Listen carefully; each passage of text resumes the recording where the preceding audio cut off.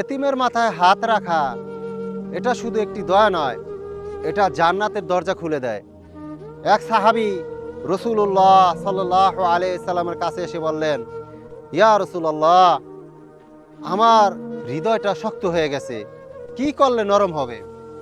নবী করিম সাল্লাল্লাহু আলাইহি সাল্লাম বললেন, ইয়াতিমের মাথায় হাত রাখো, তাকে খাওয়াও। সাহাবী ফিরে গিয়ে একটি ইয়াতিম শিশুর হাত ধরলেন, তার মাথায় হাত বুলালেন, খেতে দিলেন। কিছুক্ষণ পরেই তিনি বললেন, আমি মনে হয় অন্য মানুষ হয়ে গেছি, হৃদয়টা আমার গলে গেছে। আজ আমরা দান করতে চাইলে বড় কিছু ভাবি, কিন্তু হয়তো কোনো ইয়াতিমের চোখের জল মুছিয়ে দিলেই আল্লাহ তোমার জীবনের বরকত খুলে দেবেন। ইয়াতিমকে হাসাও, হয়তো সেই হাসি তোমার জান্নাতে যাওয়ার কারণ হয়ে যাবে।